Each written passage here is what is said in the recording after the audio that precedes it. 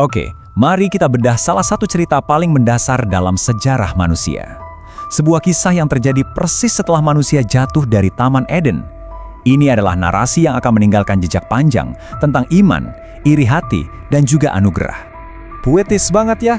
Kalimat ini tuh mengingatkan kita kalau cetak biru dunia ini sebetulnya adalah harmoni. Waktu itu, tanah belum kenal yang namanya noda darah. Dan manusia diciptakan untuk hidup berdampingan dengan Sang Pencipta, bukan buat saling bermusuhan. Tapi seperti yang kita tahu, harmoni itu retak. Sekarang, kita masuk ke dunia setelah Eden.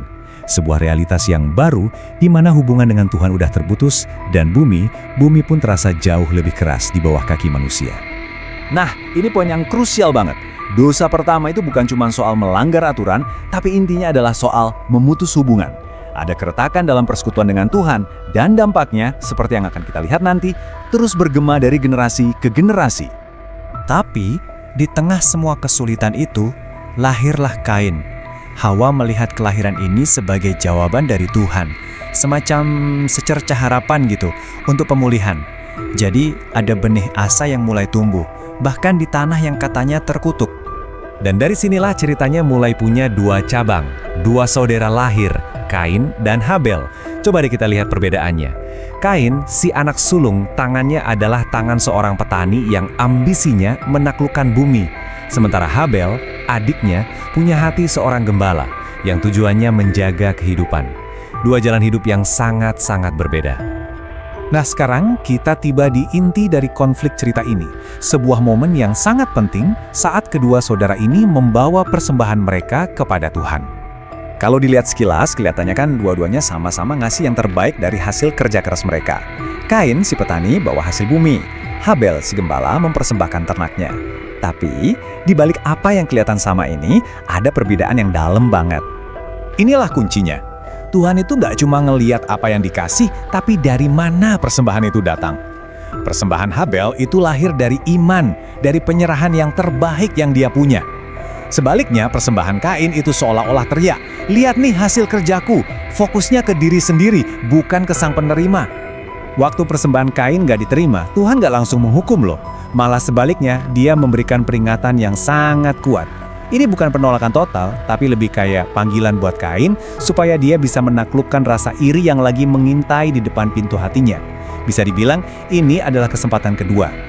Tapi sayangnya, Kain memilih untuk nggak mendengarkan. Dan dari sinilah narasi ini bergerak ke puncaknya yang paling tragis. Momen di mana darah pertama kali tumpah di atas bumi. Coba deh perhatikan gimana proses kejahatan ini terjadi. Ini bukan ledakan amarah sesaat, ada niat, ada rencana. Kain mengajak adiknya ke ladang, sebuah tempat yang sunyi jauh dari mata siapapun. Rasa iri yang udah dipendam sekarang menemukan panggungnya. Dan di sanalah sejarah manusia berubah untuk selamanya. Dosa itu nggak lagi cuma sekedar ketidaktaatan abstrak di sebuah taman. Dosa sekarang punya wujud fisik, kekerasan yang brutal yang menumpahkan darah dan menodai bumi itu sendiri. Tapi ceritanya nggak berhenti sampai di situ. Sekarang kita masuk ke babak pertanggungjawaban, konfrontasi antara Sang Pencipta dan pembunuh pertama, dan gema abadi tentang sebuah akuntabilitas. Waktu Tuhan bertanya, "Di mana Habel, adikmu?" Inilah jawaban Kain. Sebuah pertanyaan defensif yang terus terulang sepanjang sejarah manusia. Sebuah penyangkalan atas tanggung jawab kita terhadap sesama kita. Tapi Tuhan mendengar apa yang coba dibungkam oleh kebohongan. Jawabannya ini jadi pengingat kalau setiap tindakan itu punya gema. Ketidakadilan itu nggak akan pernah bisa disembunyikan, karena darah orang yang nggak bersalah akan selalu berseru dari tanah. Hukuman buat Kain ternyata bukan kematian fisik, tapi lebih ke kematian sosial, pengasingan. Dia dikutuk untuk jadi pengembara, selamanya terputus dari rumah dan kedamaian, dan terus-menerus dihantui sama perbuatannya sendiri. Dia harus hidup di dalam penjara yang dia ciptakan. Oke, sekarang coba kita tarik mundur sedikit. Gimana sih cerita kuno ini bisa berfungsi sebagai cermin yang tajam yang merefleksikan kondisi kita sebagai manusia, bahkan sampai hari ini? Coba bayangkan, di tengah duka yang luar biasa, satu anak terbunuh, satu lagi terbuang. Tuhan gak meninggalkan Adam dan Hawa dalam kehampaan. Kelahiran Set ini bukan sekedar pengganti, dia adalah penanda bahwa anugerah Tuhan itu tetap bekerja, dan garis keturunan harapan itu gak akan pernah putus. Nah, ini cara kita bisa membawa cerita ini ke dalam hidup kita. Ketiga saudara ini bukan cuma tokoh sejarah, mereka itu semacam arketipe yang hidup di dalam diri kita semua. Benih Kain ada di setiap rasa iri yang muncul waktu kita lihat keberhasilan orang lain. Semangat Habel ada di setiap tindakan integritas yang kita lakukan, bahkan saat nggak ada yang lihat. Dan harapan Set tumbuh di setiap keyakinan kita untuk bangkit lagi setelah gagal. Mereka ini cermin dari medan perang di dalam batin kita. Dan inilah pesan pamungkasnya. Di tengah semua kegagalan manusia dan warisan dosa, rencana Tuhan itu nggak pernah bisa digagalkan. Bahkan dari tanah yang paling ternoda oleh tragedi sekalipun, dia tetap mampu menumbuhkan penebusan dan anugerah. Jadi, kita tutup pembahasan kita kali ini dengan sebuah pertanyaan untuk direnungkan.